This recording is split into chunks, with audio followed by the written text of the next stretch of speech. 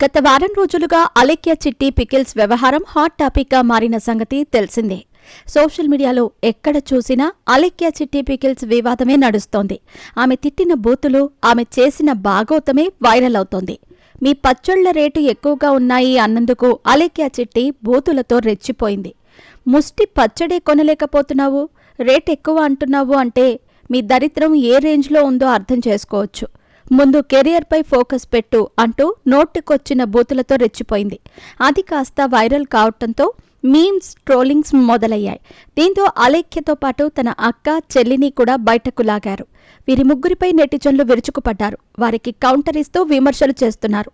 తాము చేసింది తప్పేనని, ఇకపై అలా చేయమని, ఎవరినైతే తిట్టామో వారికి క్షమాపణలు చెబుతున్నామంటూ ముగ్గురు అక్క చెల్లెళ్లు వీడియోలు రిలీజ్ చేశారు.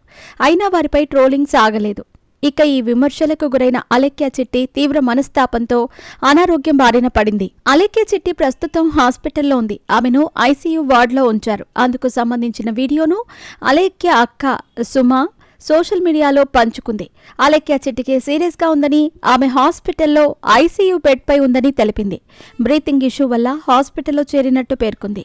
తన చెల్లికి ఆక్సిజన్ తీసుకోవటం కూడా చాలా కష్టంగా ఉందంటూ ఎమోషనల్ వీడియోను సుమి రిలీజ్ చేసింది. అలేఖ్య చెల్లి ఆరోగ్యం అసలు బాగాలేదని తెలిపింది. సారీ చెప్పినా ట్రోలింగ్ చేస్తున్నారని ఆవేదన చెందింది. దయచేసి ట్రోలింగ్ ఆపండి అంటూ నెటిజన్లను వేడుకుంది. మా నాన్న చనిపోయి 3 నెలలు కూడా కాలేదని, ఇంకో చావు మా ఇంట్లో జరుగుతుందని భయమేస్తోందని సుమి చెప్పుకొచ్చింది. ప్రస్తుతం ఆ వీడియో వైరల్గా మారింది.